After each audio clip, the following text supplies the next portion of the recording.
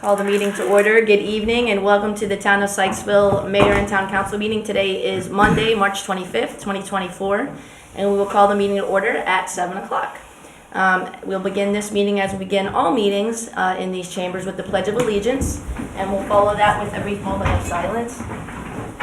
I pledge allegiance to the flag of the United States of America and to the republic for which it stands, one nation, under God, indivisible, with liberty and justice for all. In that moment of silence, please.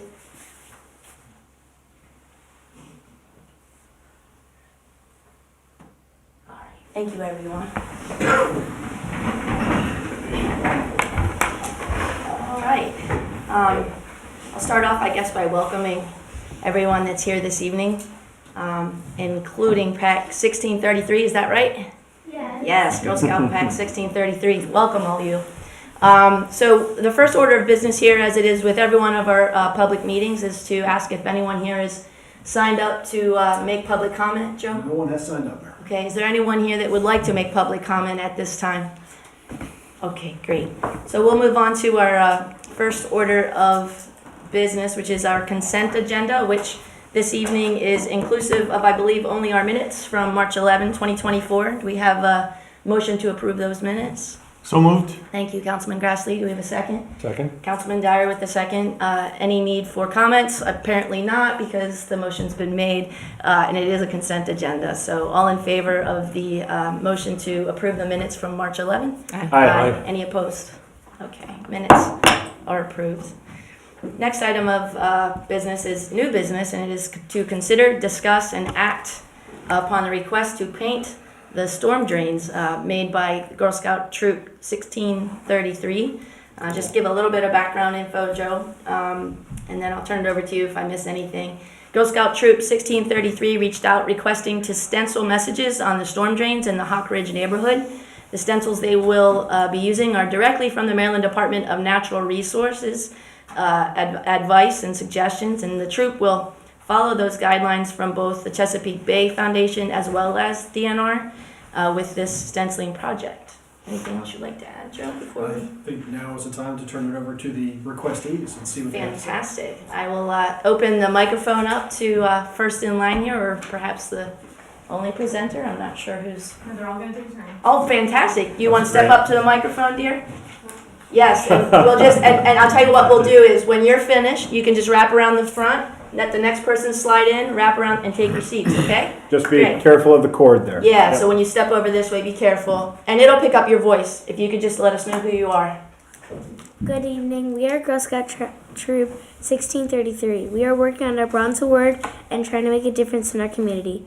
Our names are Rachel Crock, Penny Silva, Melanie Merchant, Brett Voss, Reagan Thomas, Mads Freeman, Lily Wilson, Avery Roth, Victoria Sutherland.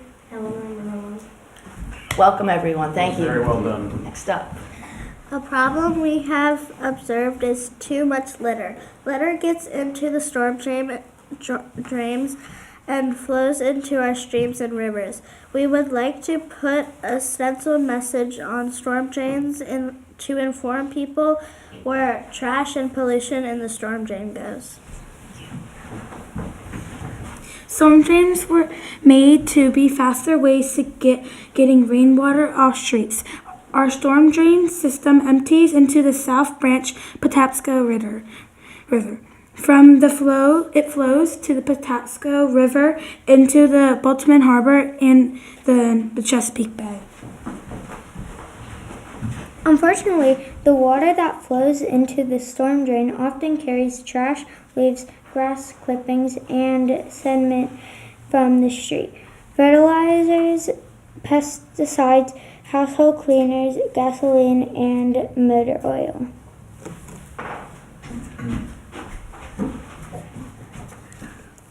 Stenciling storm drains in the community with the message, "Don't dump Chesapeake Bay damp drainage," may encourage people to pick up litter, sweep their street gutters, or use less chemicals on their lawns.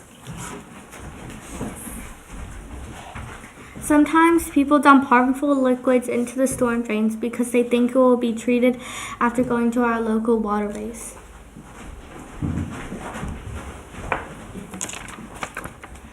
Teaching people that storm drains are connected to our waterways help them to remember that only clean water should enter the storm drain.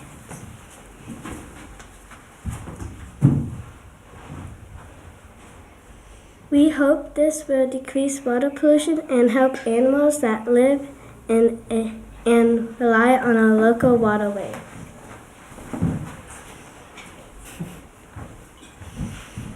The stencils we would use come from the Maryland Department of Natural Resources and say, "Don't dump Chesapeake Bay drainage."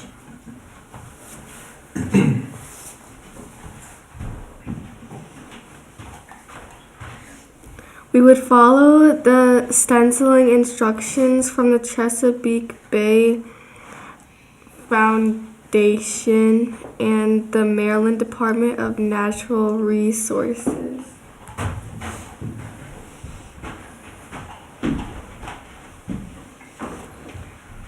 We would like to do this project in the Hawkridge neighborhood area on April 20th or 21st.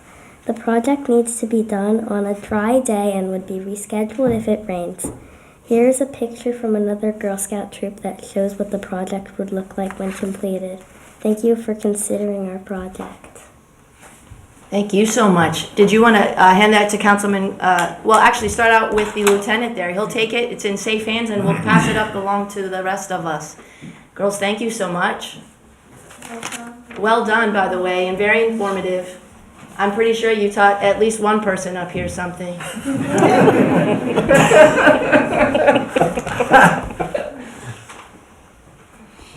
Yeah, that's going to be great. That's really wonderful. Thank you. And thank you for helping us to get that message out. I appreciate you. Awesome. So does anyone here at this table have any questions for the Girl Scouts or for staff? What requirement is this fulfilling for you girls? Bronze? Bronze award for the troop, is it? Is there other things that you could do besides this to fulfill that requirement, or is this one of the things that they suggested to do? Okay. All right. And what kind of paint do you guys use? Do you know? No. So.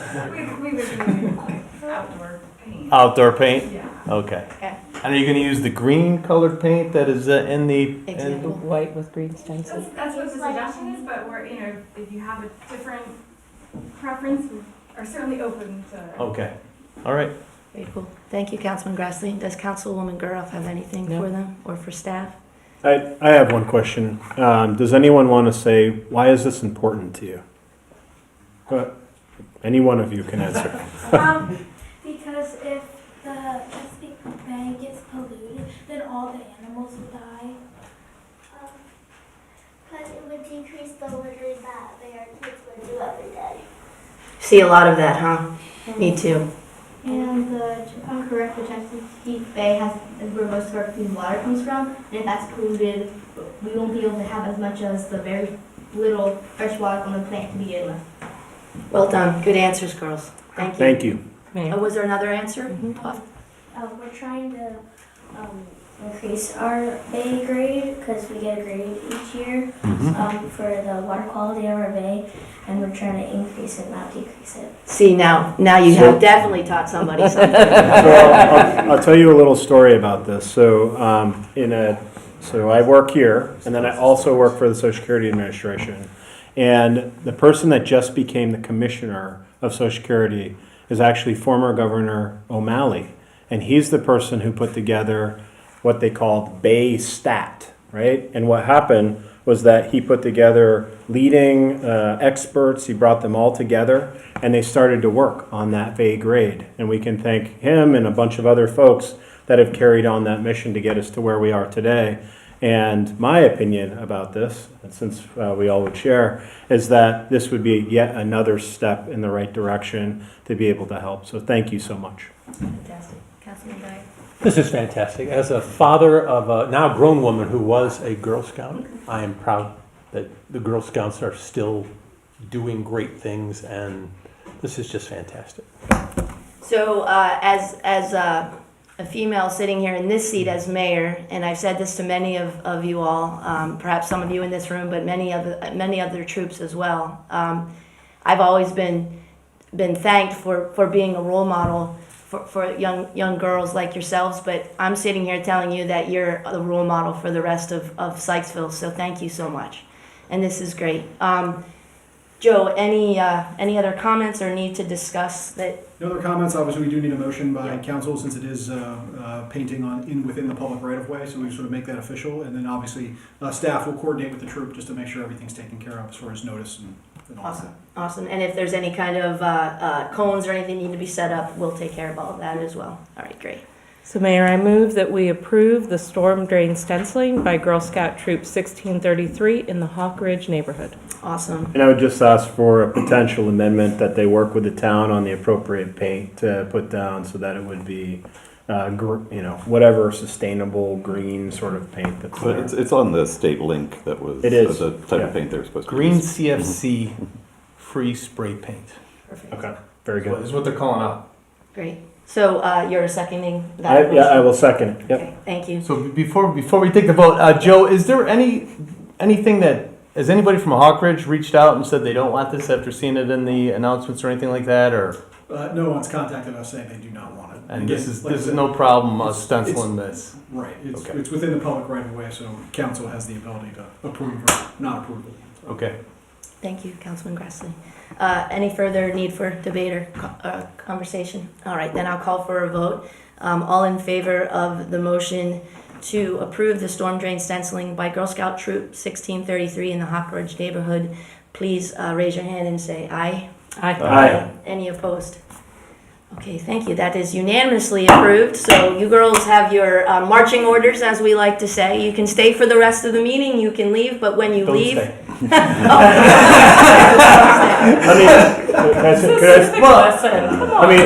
Let me say one thing in all seriousness. One of the things about local government is that we can make decisions like this pretty quickly.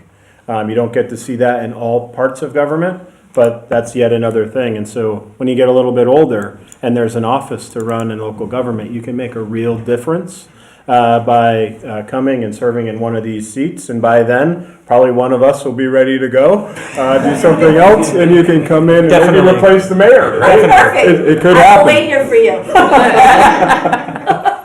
Thank you. Thank girls. you. Thank you. All right, but seriously, you can stay or go, but we're going to move on to the next item, and that is I'm just saying. The girls Item have been number sitting all day. 3. You can We're let going them to make have their own decision. I will another try. presentation, so I'll wait till the chamber clears for those who want to go. Rachel, Keep up the good work. see you Sunday. Tough act to follow, gentlemen. Very tough, yeah. have cookies, we might be able to listen. You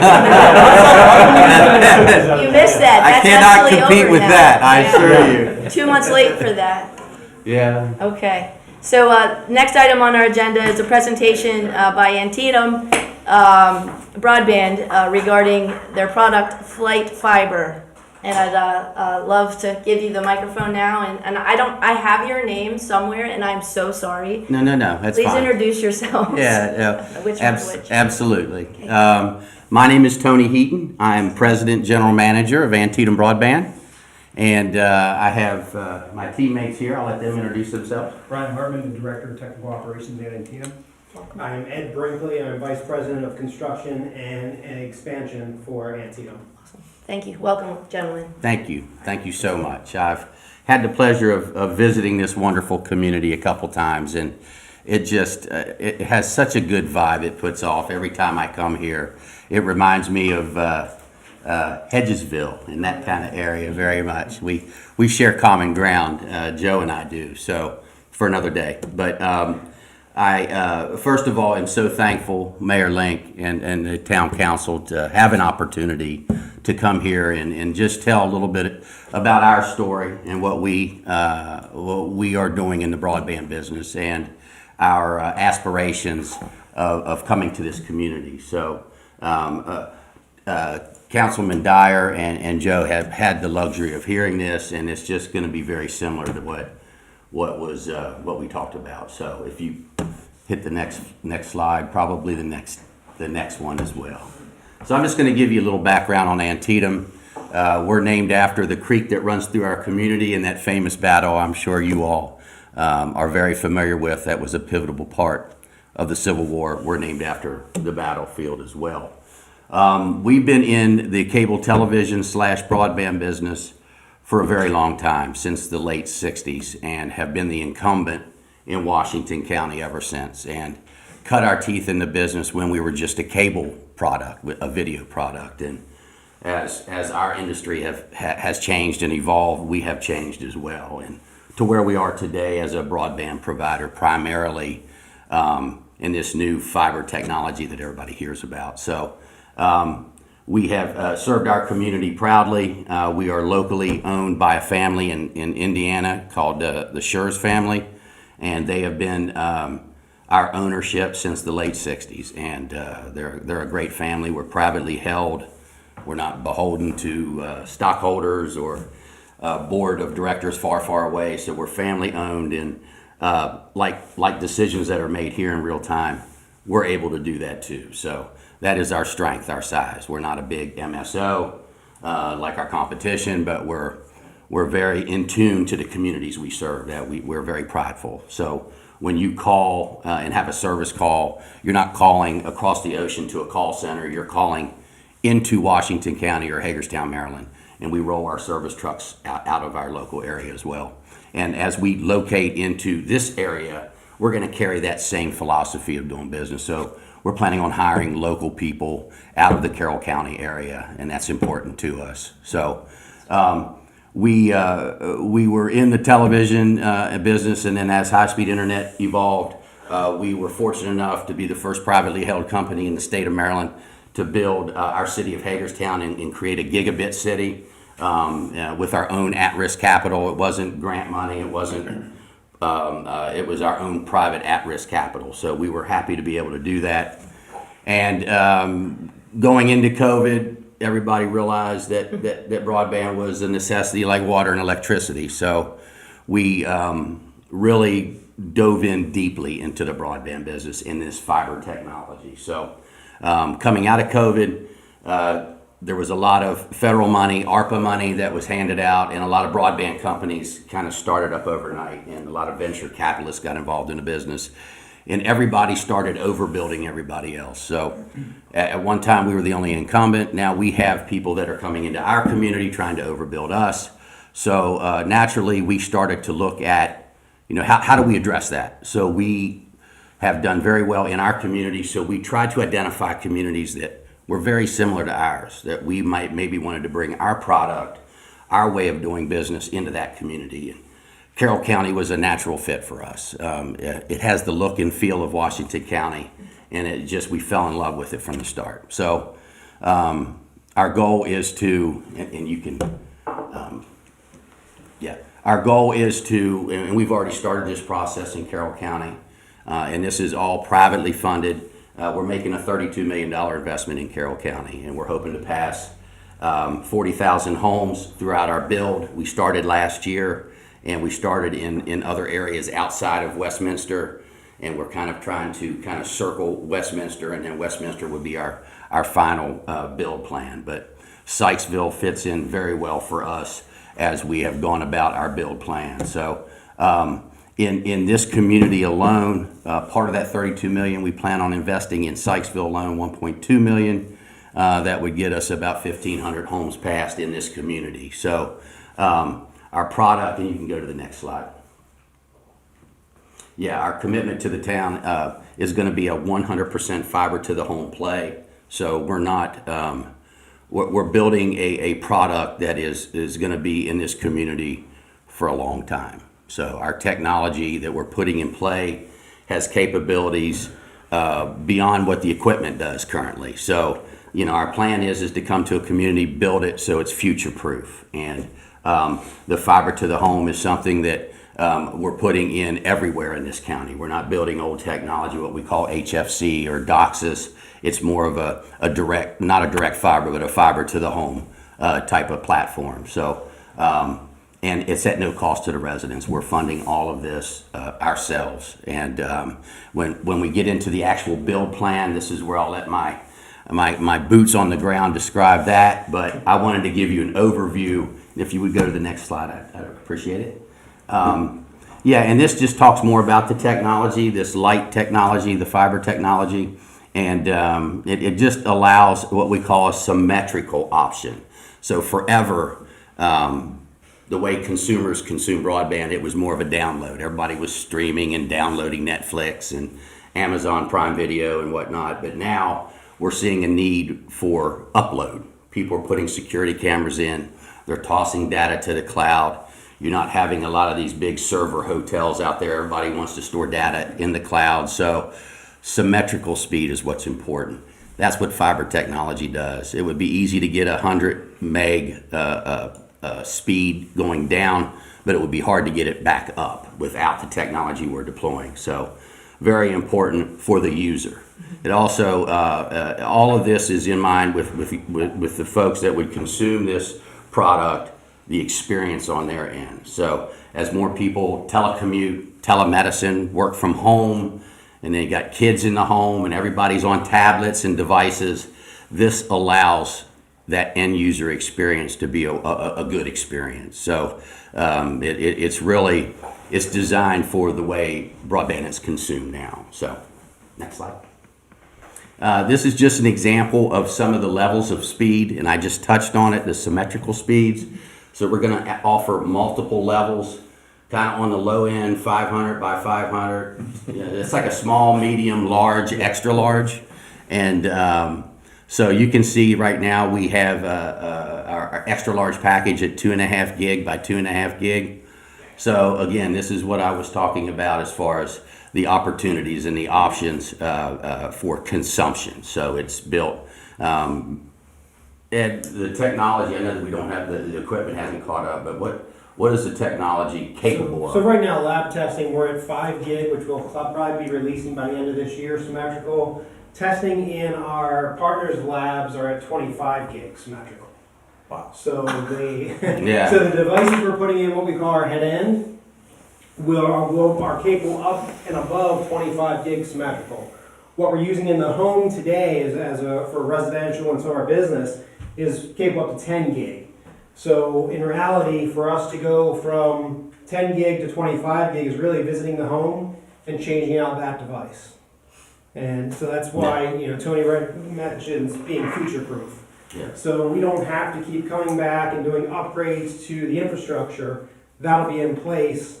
And there are other companies that are testing as far as 50 gig symmetrical. So for a, is it okay if I ask a question? Please, yes. That's great. For people, they're not done yet. And so for people that don't know what a gig can do or whatever, like, what does that mean from a device perspective within the home? Is it like 5 devices? Is it 20 devices? What is it? Yeah, so a 50 meg solution, you can usually run about 5 streaming devices on it. Okay. So multiply that, you're at 25, 30 devices in the home, and your average home now, if you go into your router now and you pull what's actually connected, your washer, your dryer, your refrigerator, everything that walked past your house is trying to connect. So you're going to see a list a mile long, but now the difference between a traditional HFC setup, which is primarily about 1.3 on the downstream and 50 to 75 on the up, you're going to get stuck somewhere with that little spinning wheel once you go over that 3 to 5 devices streaming. So with ours, you should never really see that spinny, where it's The wheel of death. ranging. Exactly. Yes. Exactly. Thank you. So, Yeah, and like I absolutely. said, our typical lower tier package is that 500 by 500 meg.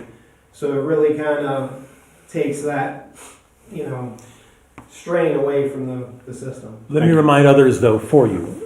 If you have an old computer at home that has an old modem in it, you're not going to get these speeds, but it's not their fault. They've got 4-lane highway Autobahn speed limit 150. If you're driving in an old Yugo, you can't go that fast, but it's not their fault. And we see that every day. You go to a customer's house, we put a 2.5 in there. The first thing they want to do is run a speed test, and unfortunately, no device in their house can handle that service. Yeah, they might have a laptop But as a gig port. as you upgrade your devices, what they're offering will then become usable too. 500 megabits up, down. I mean, I'm not, you're right. We're moving away from asymmetric to symmetric.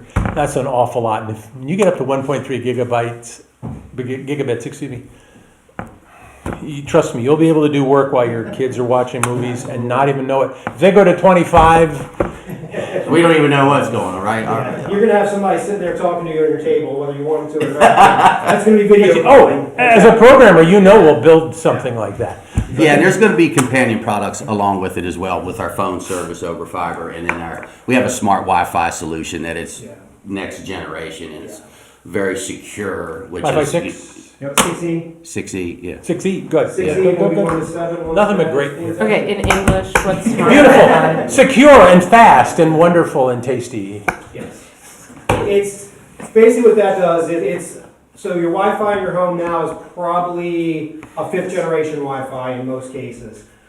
Every time you go up in a generation, it takes a higher level of security. So what it's doing is it's securing the network between your tablet and your router. So 6E is the latest, greatest that's currently out on the market today. Lab environment is 7, and that's being tested. So we have not deployed that until once. So as we get updates, what we typically do is we let one of our vendors do the technology, test it, we get it, and we bake it for about 3 months. We usually bake it for a quarter. They release, middle of a quarter, so 24.1 was just released a couple weeks ago. We'll bake that for 1 full quarter before we turn it out to our customers. So that way we can find any bugs or anything that may be in it. Yeah. So right now we're at a 6E with testing being done in laboratories for Wi-Fi 7. Yeah, and there's a lot of bad actors out there, so it's obviously we take cybersecurity very, very seriously. So if we're going to sell that product and back this product, we're going to make sure that we do our due diligence when we're deploying it. So there is a little bit of lag time, but we're on the cutting edge. We travel across the country to all the technology shows. We engage our vendors all the time in market to find out what is the most secure, best product for the end user. So we're excited about that, and it's always shooting at a moving target. Our industry, I'm telling you, if we had this conversation next year, I'm sure there's something else that's changed. So I'm very thankful that I have a bunch of smart people that work for me. So I take advantage of that.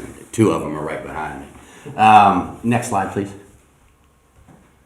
All right, so we're still working on our pricing model, but I will say that we kind of do business the old way. We don't have step offers where I'll give you a 12-month special or a 24-month special, and then in the 13th or the 25th month, we'll, unbundle you and just really hammer the consumer. We don't have contracts. We don't haggle. There's no gimmicks. So we have an EDLP, an everyday low pricing model. So what you see is what you get with us. And we're still working through that, but it will be very competitive and very affordable. And we'll probably have something special as we come into the community as it pertains to maybe with some of our companion products that we can really incent the community to say, hey, we're here. And, so we'll be aggressive with what we do. It's important to us. We're making a commitment in this community to hopefully do what we've done in Washington County and be here for a long time. So it doesn't behoove us to play games. Doesn't behoove us to do anything shady at all. That's not how we've been around for so long. So one other thing to point out, Tony, is the no data caps. Yes. 2019 COVID, we eliminated data caps at that point. We see no reason to bring those back. They're not very consumer friendly. Not at all. And if you were a victim of data caps, you understand how much that can really impact your overall bill. Mm-hmm. And we don't like surprises. We want to go in. This is our rate. This is where we want to stay, and not have the customer calling us every week when they get that bill going, well, wait a minute, this isn't what I expected. Thank So you. we eliminated Yep. those. Thank you. And when you say phone service, I know some people still have landlines. You're not speaking of that, Yes. or you are speaking of Yes, that? we do. Okay. Yes. Well, you not landline. You're No. talking about, they're talking about VoIP. Void. Yes. VoIP gives you I'm what you sorry. want. Yeah. There's no It's a home complication. phone. It's not a Leave it cell up to phone. Dyer to correct the mayor on the landline actual usage of the We word. found out Yes. real quick, Yeah. Councilman No, Dyer. I appreciate it He like knows what's nobody going else on. in this room. He Well, is- I don't want people to think I tore out the copper wire. What are they going to do? That's Very good, thank you. And see, Oh, that's, you're quite it was welcome. helpful that I called it a landline, or it wouldn't. This conversation would have ended with Yes. the right question. Next slide. Okay, so I'm going to turn it over because this is probably very important information. What does it look like when we come and build in this community? What are the expectations? So I'm going to let Ed and Brian talk to that. I don't know if are you good? Yeah, sure. All right, so what we're doing is a little different. So as I said, it's fiber to the home. So we are placing a fiber infrastructure at the curb. I'm sorry, can you hear me? Yeah. All right, so what we're doing is all of our infrastructure will be fiber. From that fiber location, we will install the enclosure you see up there, the picture to the right, which is a OFDC, which is where our actual drop cables will run into from there to the home, which will also be fiber. All of this infrastructure gets put into conduit. So every inch of our infrastructure will be in 2-inch conduit or 1 1/4-inch conduit when it actually leaves our enclosure and goes to the home. Okay? We don't install drops until we get a request for service. So that's when we will run that additional 1 1/4-inch line to the home. The practices we use for installation are directional drilling. So about 85% of what we will put in the ground is going to be directional drilled, which that's the machine on the bottom there, and it's basically we open up a test pit, we drill from test pit to test pit. Requirements by law, we work in the right of way. We call in Miss Utility, we follow Miss Utility's schedule. We work very closely with Miss Utility on all utility locates. We test pit in those locations to minimize disruption to your residents' property. And we are working well within that right of way. That is the key. We want to stay in right of way. So what you'll see some of the test pits. Anytime we cross a utility, whether that's electric, gas, communications lines, we need to expose them as we go through. So we'll do test pitting and drill from those test pits so we can actually see our bore go through. In some cases, depending on the rock and the concentration of rock, we may need to open up, trench in that area, bring in a rock hammer, depending on what that is to get through. In some areas, we may use a boring machine, which will basically is a missile. They usually refer to it as a missile, so it's air driven. They'll dig a pit and they'll go between those pits. But in this county, we were really focused on using the directional drilling. We have more control with that, and we can control where that's going, and you don't have to worry about losing missile heads or anything like that, where you may go in a different direction when you do hit rock, because there is quite a bit in the area. What I do want you to know is we're not installing another pedestal in the corner of your property. We're using all vaults and what we call flower pots. A vault that we're using is typically somewhere around 24 by 36, 17 by 24 in some cases, and that's where all of our splicing will happen. They'll be at grade level. A flower pot is basically a 13-inch vault, 13-inch round vault. Where we set those at are so that we can pull the drops. We go between the homes on the property line, similar to where you may see a pedestal now.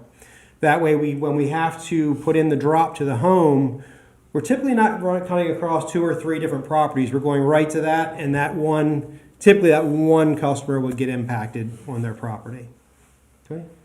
So can I ask a question? Yes. So in town, I guess I'm trying to figure out, and maybe I don't know who knows the answer. Where are the wider ways in older?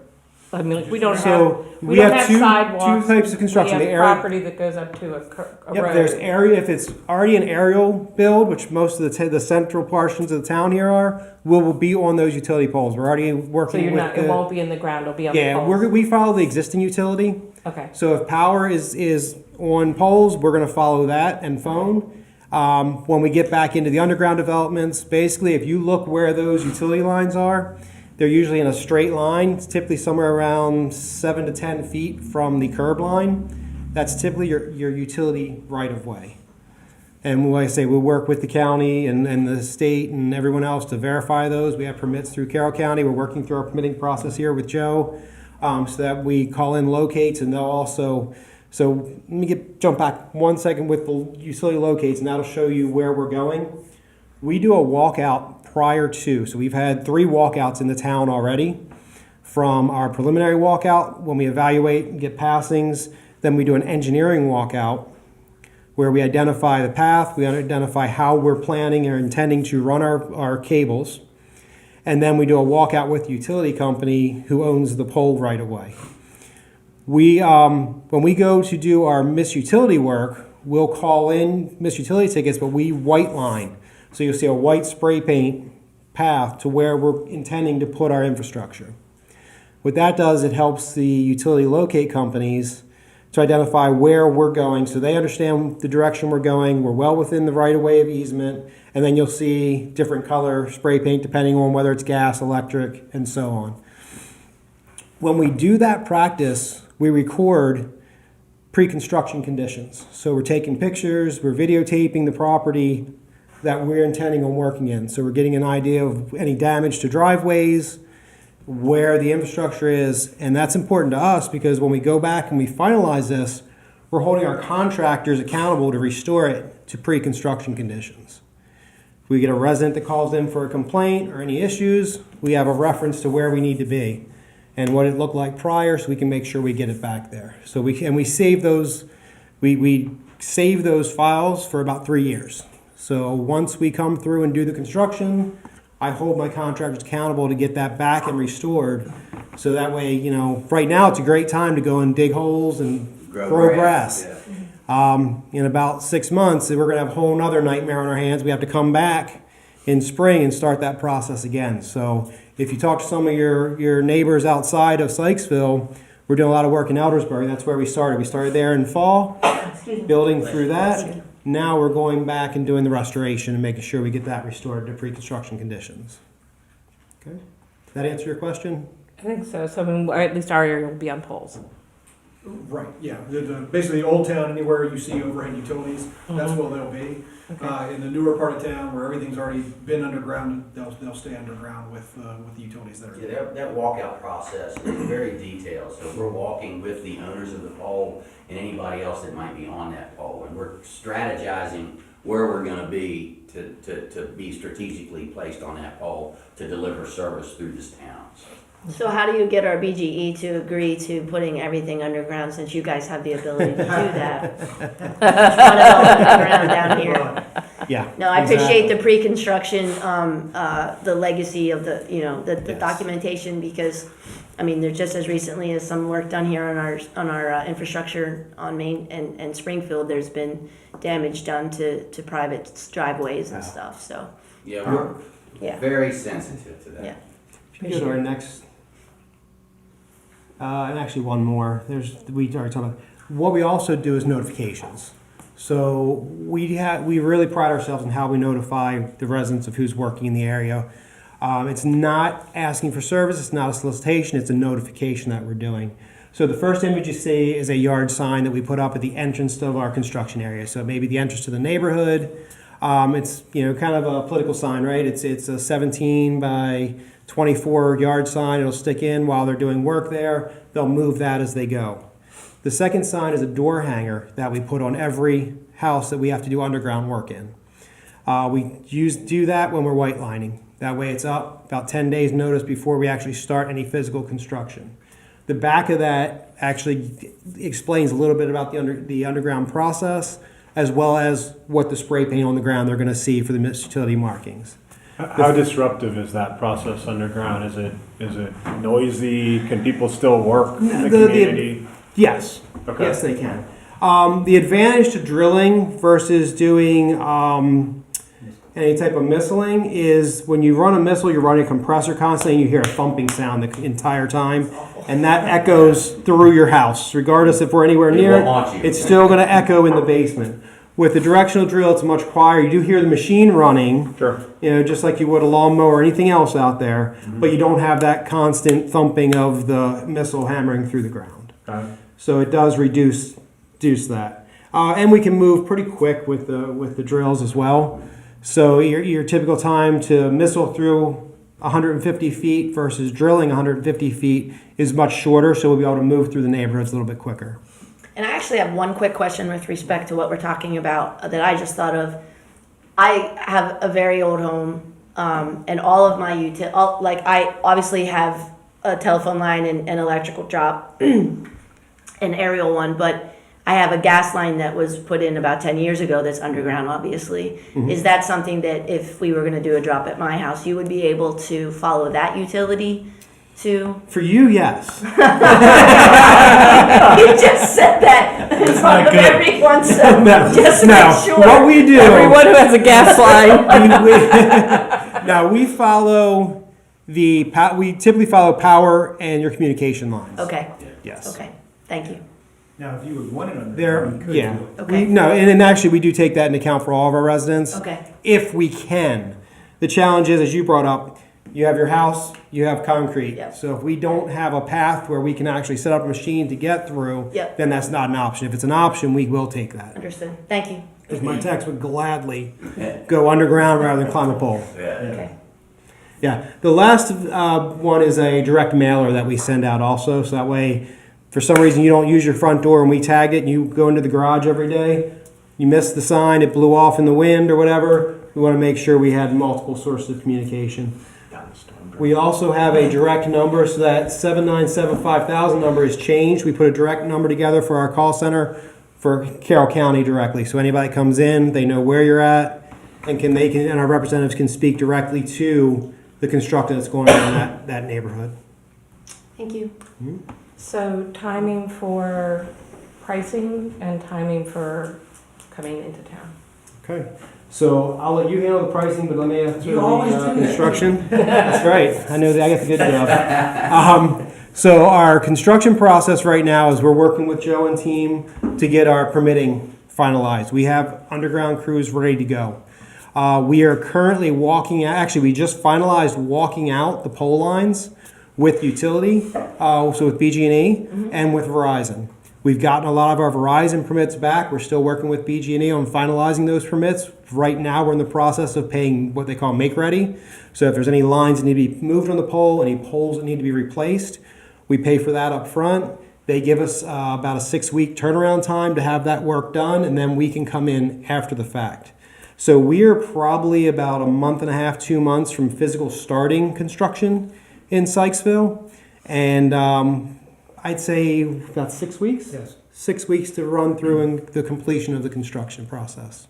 So when you say construction, essentially you're bringing in like main trunk lines that sort of circle around the whole town. Is that what you're saying? Yes. So just like power company, just like the gas company, we're following those same paths.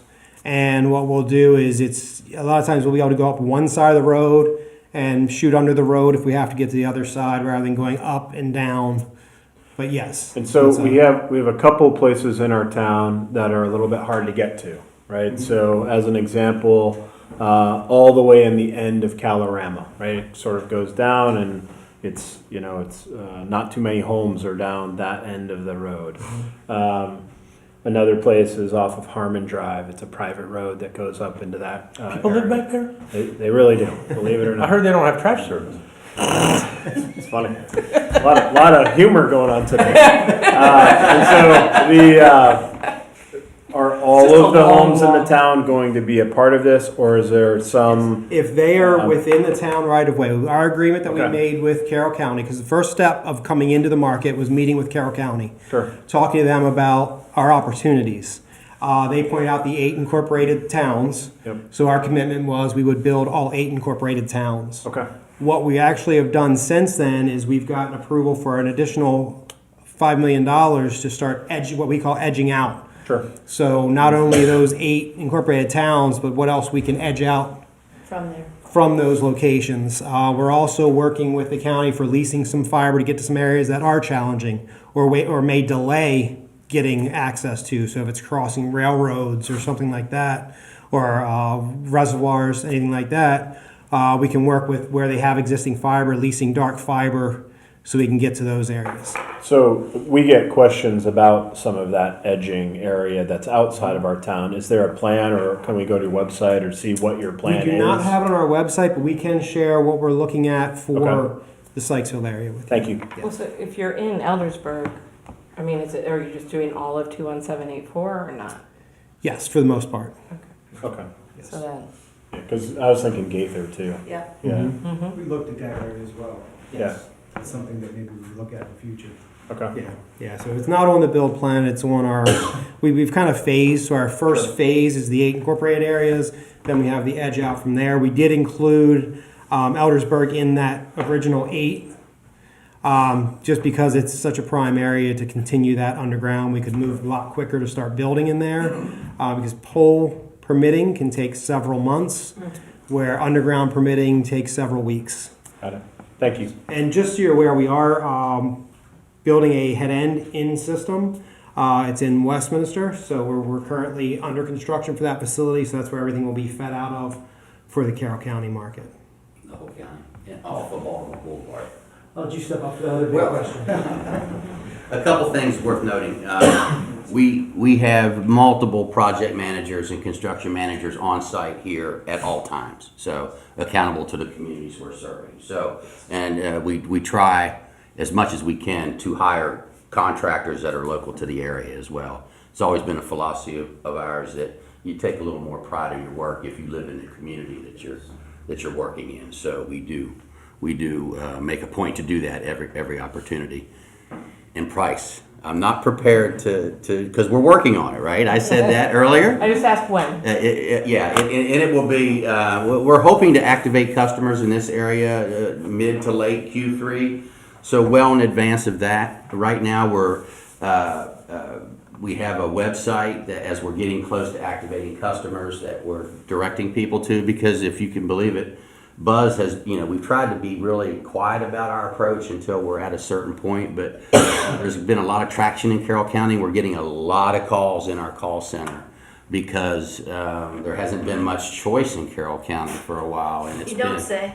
Yeah, and really, Any. You're bringing water to thirsty people. That's right, and it's very good tasting water too. So Sweet water. Yeah, it's not lead based. But no, it's something that I think the community really wants, and that's one of the reasons why we're coming here. Is that there is a lot of old technology in the county, and everything that we're putting in, like I said, is built for the future. So we do have a lot of people that are calling and inquiring, and there's going to be some information as part of our marketing deployment to direct people to, scan a QR code, put your information in, and then we're going to proactively call these people when it's time or when we're getting close to activating customers, and then we'll be publishing rates on our website and then directing people that way. So again, the pricing aspect of it, no step offers, everyday low pricing. A lot of our add-ons will be bundled, and I think everybody will be, not only is it a state-of-the-art product, but I think everybody's going to be very pleased with our pricing too. And so Q3 for you all is like July to September. Just Yes, different sir. companies have different Qs. Yes, sir. So, Yes, sir. Okay. We work on a calendar year, yeah. Thank So it would be back end of Q3 probably. Thank you. And as Ed spoke to and Brian, we've had a few bumps in the road with pole permitting. There's a lot of people that want to get on these poles, and we've had actually more trouble in our own county because we're aggressively overbuilding ourselves in our own county as well. But BG&E has been pretty. Actually, BG&E's been really good. Potomac Edison's a different story. They've had a lot of issues. We got a lot of overbill going in the state of Maryland, so we're just overwhelmed with everything. That's a lot of it. There's a lot of people wanting to get on these poles stuff like from that. an aerial perspective. And I'm just throwing this out there because I don't know if we're prepared to be able to do what I'm about to say, but if it's something that's feasible and you think it would be helpful for us to help with the communication, like if you have a neighborhood that you're planning on going to in a week, Yeah. and it's for sure in a week, and Right. you wanted to provide that to us, that might be like a newsflash situation. So what we do in some of the other counties as well, we reach out to them with a list of addresses, say 2 weeks before we go in there. You guys put it on your website or something. Yeah, so that's what I'm suggesting, so that would be, We You also got this fancy new ticker thing. yeah, we're it thinking goes about. across the top of the website. I know, you love it. You Joe, love it. are you behind the ticker? Terrible We also, and we're working on this, we have a full-scale media services department at Antietam. In fact, that's how I started in this business. And we're going to be producing a video that we're going to be able to share with you. You can put on your web resources that shows anybody that wants to go on what it actually looks like, what the construction process looks like. All of our contractors' trucks are clearly marked with our logo and our signage, but it'd also be another resource that can hopefully cut down on phone. You're going to get That's phone what we calls. want. That's why I'm wondering, that's why I said, let's use our website too. Cut down the Yeah. noise a little bit. Yeah. And then, I don't think there's another slide. Yes. And we're open to any questions, but I will say this, and I say this to every community I've been in, and I've done a lot of these. We take pride in giving back to the communities we serve. We do a lot of that. We're very philanthropic in Washington County. We plan on doing the same thing here. So very happy to support this community that we're going to be so thankful to provide service to. So just keep that in mind. If you feel like it's something that would be a good place for Antietam to put their flight brand out there, very open to that. I appreciate that. I was already going there in my mind, so. Yeah, Thank so you. very open to that for sure. Great. Yeah. Awesome. Any more questions? No, but I will throw out that this area is known to be Freedom, and so Freedom taking flight. You know, I'm not trying to throw a brand or nothing out, but I just throw it out for something to think about later. Well, our community, the aeronautical industry is in our DNA. We just have we're building a $60 million stadium, not we, but the Maryland Stadium Authority.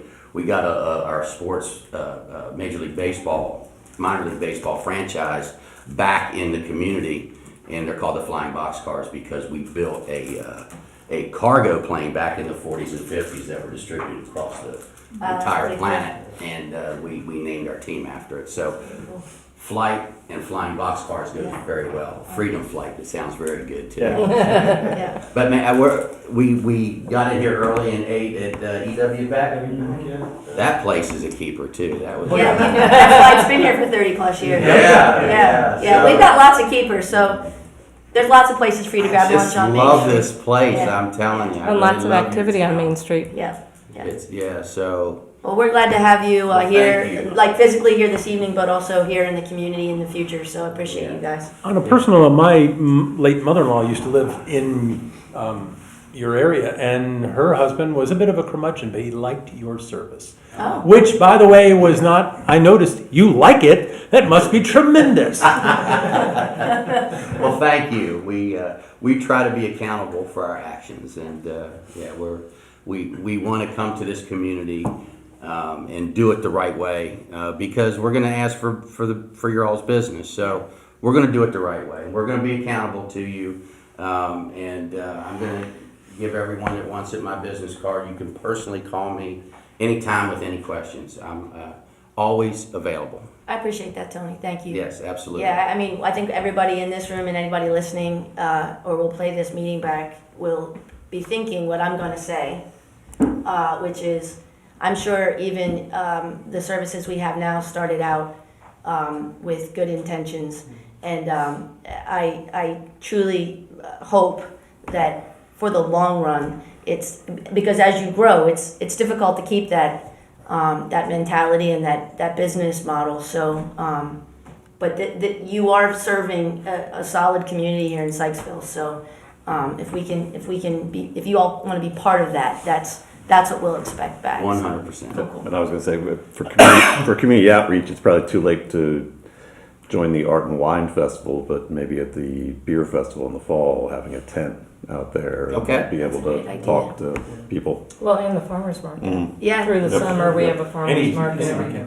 The beer. We can man that tent for you. Yeah. Might attend the beer festival anyway. Just If to you see give what it me- looks like. If you give me your card, Tony, I will pass it along to the right person, or actually give it to our liaison to the Downtown Sykesville Connection who just offered that suggestion. Leo will take your card. Yep, I'll take it. Can I Yeah. step Reach out to forward? them. Yeah, please, Yep. please, yeah. Thanks. Well, and we've also got the movies all summer with, you know, so Thank you. Thanks Yeah. for coming down. thank you Yes. very much. And thank you for the email you sent when we sent that press release out. Thank you, Yeah, Tony. no. Appreciate it. Thank you so much. I appreciate y'all very much. I'll take another one, why not? All right. Always nice to have an extra. You got one, right? Yeah, he was so gracious. I'm going to call Yeah, Crawford. no, You had a lot to tell our story first. You got enough cards to He's the send happy out? guy, Thanks, guys. so. Thank you. Thanks, man. Thank you so much. Thank you very much. Mine is a little different, it's with the corporate side. Yeah, we've got a lot going on. Okay. Yeah, so Joe's they got can- one. Our Okay. Parks and Rec Thanks, Very good. Department. Thank you so much. So we I have one. You know what? I'm movies keeping that way throughout if the anybody summer. needs one. That we have local businesses put ads up, so if there's information, like, as you're ramping up Yeah. over the summer, Parks and Rec Great might also idea. be a good, that and the farmer's market. They'll just have squirrel costumes. I don't care about any of that. We have Easter bunnies, and would you Appreciate stop? it. All right. All right, we'll see you guys. Yeah, you talk about that so much, you Yeah, need to he's- wear it. Yeah, I was gonna say. He's gonna, that's why he's doing this. That's what I'm He doing. doesn't want anybody- I'm leading up to the reveal. All right, let's continue with our agenda here. Our next item is number 4 on that agenda, and it's to consider, discuss, and act on the Millard Cooper Park pedestrian bridge rehabilitation contract. And this item is an approval of the contractor bid to rehabilitate the 3 largest pedestrian bridges located on the trail network at Millard Cooper Park. I'll just hit some high points here, Joe, and turn it over to you. As a reminder, because we have discussed this item in the past, but for the edification of the public, the town was awarded $154,097 in grants from the Project Open Space in 2023 through the Maryland Department of Natural Resources for the purposes of repaving a section of the linear trail between Oklahoma Ave and Norris Avenue, as well as rehabilitating the 3 largest wooden pedestrian bridges located at the Millard Cooper Park Trail. Following the completion of the linear trail project and engineering services for the bridge rehab, that we had left $123,40 in that grant funding. So the project includes this project we're discussing this evening includes replacing the surface decking and the railings on all 3 bridges, as well as stabilization of one abutment that is being undermined from erosion. One of those bridges abutments being eroded. Joe. Thank you, Mayor. So again, this is a project that we actually did last November and went through the entire process. We only received 1 bid. It came in much higher than we expected, so we rejected all bids, waited a few months, and decided to rebid it. We did get 3 bids that were much more in line with what we thought, or at least 2 of them were. The other one was just a rebid of the original one that we got back in November. But again, we were much more comfortable with the pricing that we saw this time around. So staff is recommending that the council approve the low bidder of Mar Allen Concrete Products. This is a Pennsylvania company, but they are licensed here in Maryland.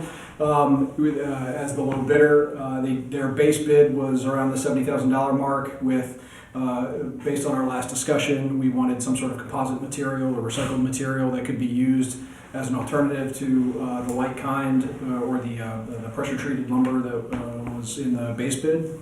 And that came to just under $88,000 or $87,940 to be exact. So given what's left in the budget, we are recommending utilizing that composite material. I will disclose that we did not specify specifically what type of composite material to use, but we will reach out to the contractor once the award is made to get what those specifications are and make sure it meets kind of what standard we want. And assuming they do have to adjust or change anything, so long as it stays within what's left of the grant funds, we can change it a little bit along the way. So again, we are recommending approval of Mar Allen Concrete Products for the not to exceed amount of $87,940, with the remainder of the grant funds to be used on some of the other bridges there along the trail or just other trail work in Millard Cooper Park. Thank you, Joe. So Joe mentioned the additional, the increase in cost of around $8,000 for the composite material. I think the reason why he probably brought that up is because about the 11th hour today before the meeting, I sent an email to him about a product that I had found that is, I'm sure, much more sustainable. It's an actual bamboo product that is meant for outdoor construction. And they have a decking option, a few of them, and they all have a 25-year warranty, and I'm quite sure it's like a sustainable Maryland preferred product. That being said, I have no idea its pricing or how accessible it is. It's a European product, but that's just an example of them. I'm hopeful of a product that's can be resourced here. or sourced here, I should say. Yeah, like I said, we'll reach out once it's approved to figure out exactly what material they were bidding at that 87,000 number, I'd be curious. just to see, what the specifications Yeah. are. And again, if we don't think it meets what the intent of having that in the bid was, then we can ask them to source another product. Okay, thank you. And just for the record, just to make sure everybody's clear, these are mostly grant funds, but we do have a matching $7,700 out of our funds, but the majority of this is from grant funds. And then, sorry, go ahead. Oh, I just had some questions on upkeep. Obviously, the pedestrian bridges are huge. They have to be maintained. We have to be safe. But once we get kids back there, again, what's our kind of long-term plan to keep that space, kind of keep our eyes on it better, keep the underbrush and the trees. Yeah, so we treat it that very it can similar be to what used. we do on the linear trail right now. Admittedly, this trail has not gotten a lot of TLC over the years just because it hasn't been as used as, say, the linear trail. But with this bridge replacement and the investment that we're making in it, we'll make sure that's on the list of any time that anybody's in Cooper Park doing any kind of maintenance, that somebody takes a trip through the trail network there. Well, and I think because it's tucked away, we're not aware of how much use it gets because, as far as I know, in our neighborhood, it's a very actively used space. So just for safety for the kids, if we can make sure that we've got Make stuff. it part of a regular maintenance schedule. Absolutely, yeah, because it's hard to. I mean, it's completely wooded, Mhm. so you can't tell when trees are down or paths are, overgrown or anything like that. And being clear, I think some of the paths there have been created by the neighborhood kids. So, making sure that they can get through stuff safely and Making sure the trail that we remember is actually the trail that's there. Yes. because it comes out about 5 to 7 different spots, It does, yeah. into that, and I just don't know how many of those were Maintain. Well, I don't think any were Purposeful. maintained. Intended, planned? let by the kids versus others. No, I'm yeah. good with that. I know that some of it's become overgrown because we haven't been taking care of it. So I had a question about the materials. Does composite mean plastic or use of plastics? That And the- typically is what you see as the composite material. Some And sort of so recycled material. I need to bring this up for people to think about. Wherever it goes is where it goes. But we have a Girl Scout troop in to talk about the Chesapeake Bay. You have off-gassing and like chemicals from the composite materials that go into the ground, eventually make their way to the Chesapeake Bay in the same sort of way. And so if there is a way to do a more sustainable product, I'm open to it as long as we stay underneath what the remainder of the grant funds is as we move forward. Yeah, like I said, once this is approved, we'll make sure we get the spec sheet Sure. on what they submitted that price for. Yep. And again, if it doesn't meet the expectation, then we'll certainly ask them to source another product. Thank you.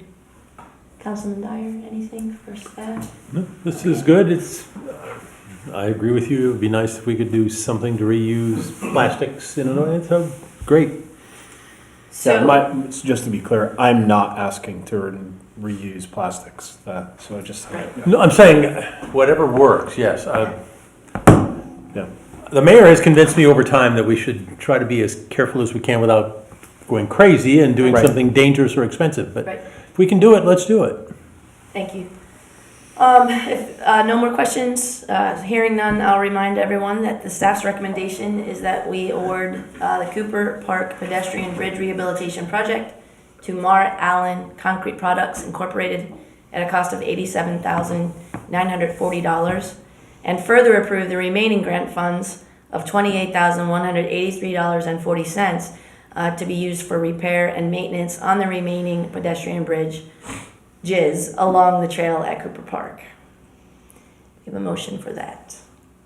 So moved. Thank you. Second. Seconded. So the motion is made, clerk, by Council Member Schofield and seconded by Council Member Keenan. Thank you. All in favor? If there's before I call for a vote, any need for further debate?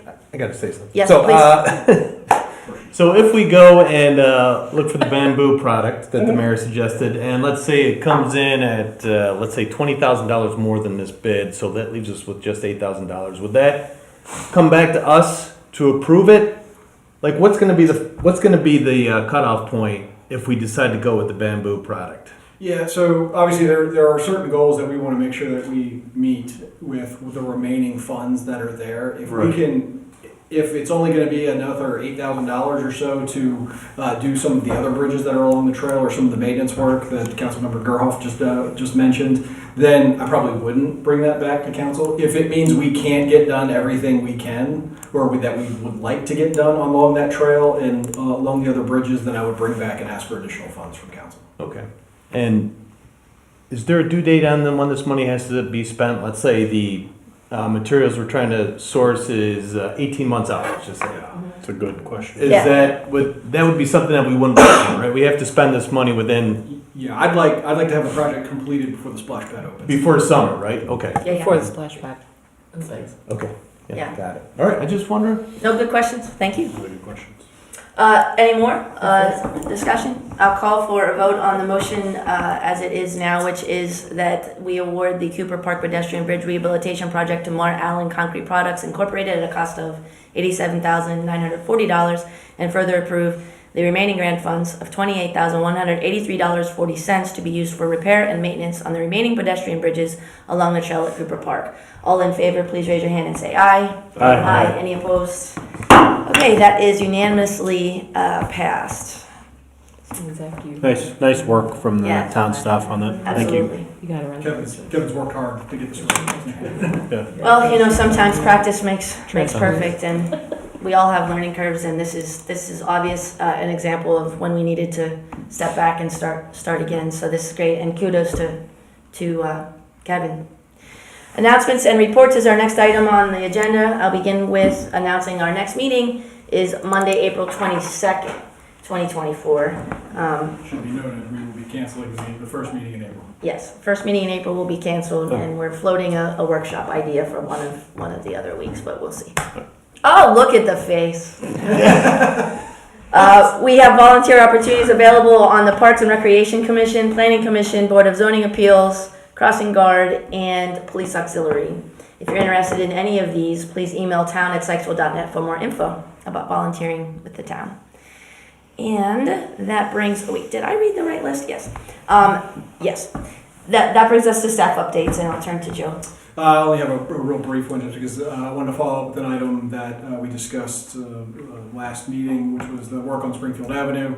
I know somebody had, I think the gentleman that was here to give public comments mentioned, I guess, overhearing some things from the contractor out there about conflicts with the new water and sewer lines. I do want to clarify, we have talked to the state about those. They are service line related. They are in just certain areas along Springfield Avenue. They do not expect it to be significant delay. It just means they might have to move a little bit slower in those areas, but they do not expect it to extend the project any longer than they expected. Thank you. I appreciate that update because that was very concerning when I heard that. It's still upsetting that they have to adjust to something that was planned, and if it was followed by the plan by the first contractor, you would think there wouldn't be that interference. So here we are. Thank you, Joe. And that brings us to No, it doesn't bring us to council committee reports. It brings us to our public safety report. Lieutenant, please. Good morning, ladies and gentlemen. Thank you. Evening, rather. Well, it's your morning. You're still drinking coffee. It's all good. Yeah. So I'm here to discuss the public safety report from March the 4th to the 18th, 2024.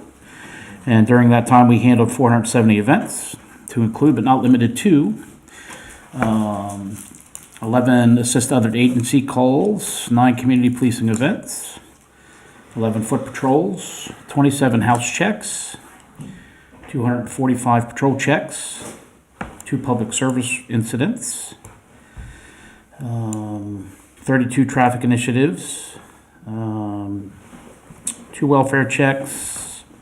We actually had 2 property damage only accidents, 1 domestic verbal only, and 1 civil matter. Outside of that, that's all I got. If you have any questions, I'm more than happy to do my best to clarify. I don't. I just had a comment. Self-explanatory. Good. For call number 2024 CFS 2525, Officer Hoppe, SSC, another agency. Give me that number again, I'm sorry, the last four.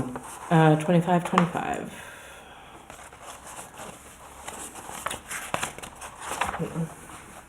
Yes. Yep.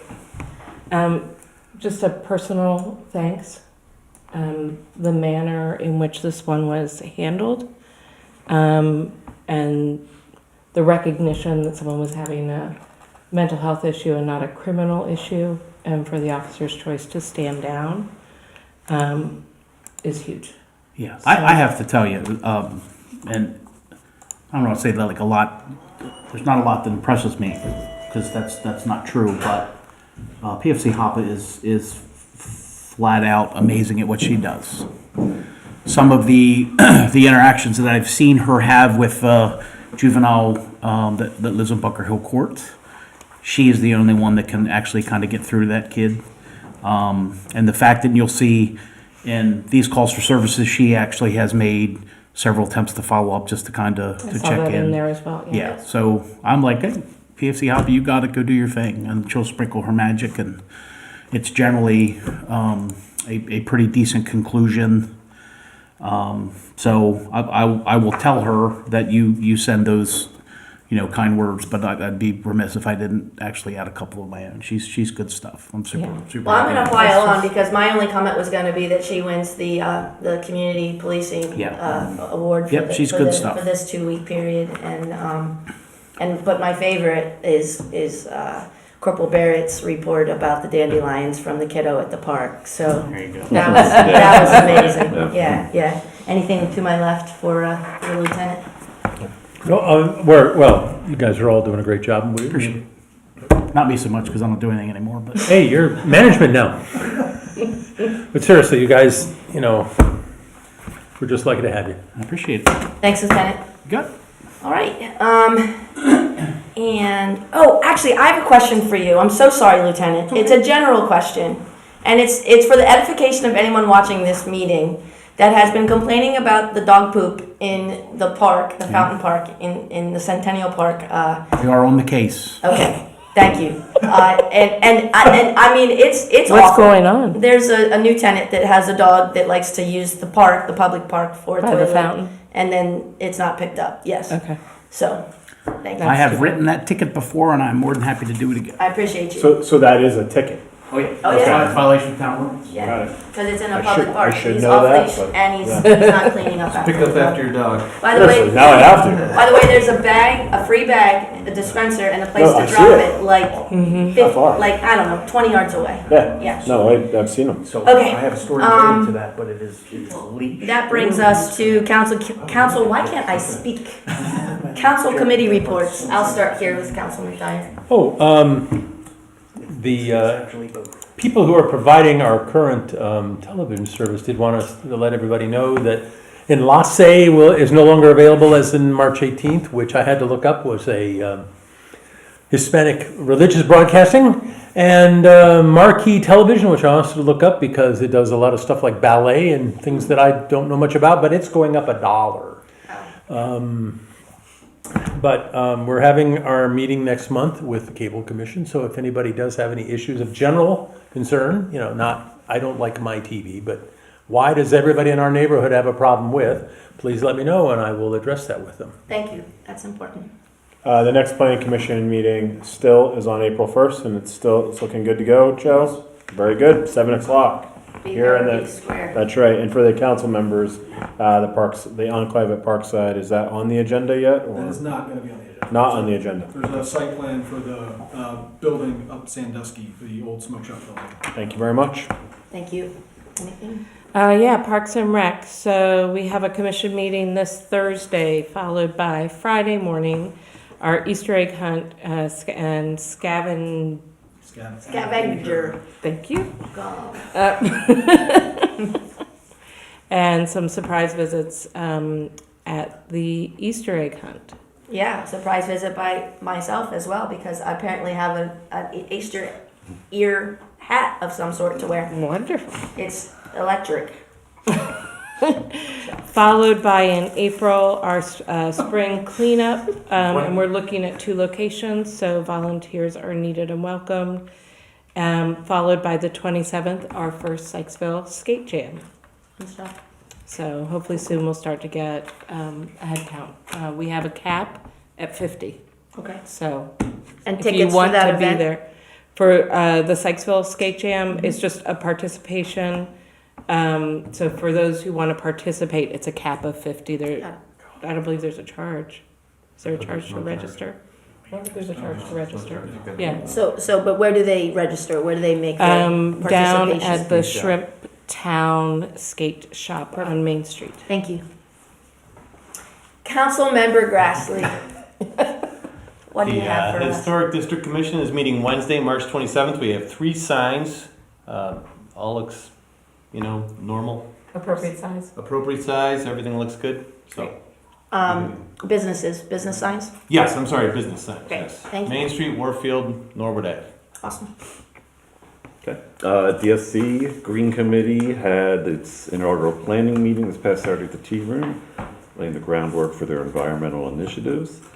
The Couture Kaleidoscope fashion show was a big success. 40 community members modeled an array of traditional wear from South and North India, Guatemala, Honduras, and the Dominican Republic. And it was all very well received. We have our upcoming Art and Wine Festival, as everyone knows. Again, always looking for volunteers, so if you can go on the DSC website and sign up for volunteering, that would be great. And finally, check the DSC social media tomorrow for a news release. We've sort of taken over the town, the county, and best Main Street in America, and we could be going worldwide. Hello. We'll see. Wow. Well, and didn't the couture fashion get on in the Baltimore Sun? Did I see an article? It did, yes. Pictures in the Baltimore Sun, thank you. Yeah, it's cool. Yep. I want to see it on the front page. The whole article. But I'll take the pictures for now. Thank you. That's it. Councilman Keenan. Any other items for the good of the order before we announce our closed session that's coming? Okay, so I'll read that now. We will be having a closed session, and that meeting is proposed to be closed pursuant to the general provisions article of the Annotated Code of Maryland, Section 3-305B, 8, to consult with staff, consultants, or other individuals about pending or potential litigation. And this time it's litigation with somebody called Warfield. Before calling for a 5-minute recess to allow the gallery to clear, I would like to announce that after we're finished with closed session, we'll come back into public session before adjournment. Do we have a motion for a recess? Motion for a 5-minute recess. Thank you. Second. All in favor of a recess? Aye. It is 8:18. I'd like for us to wrap things up from a recess perspective.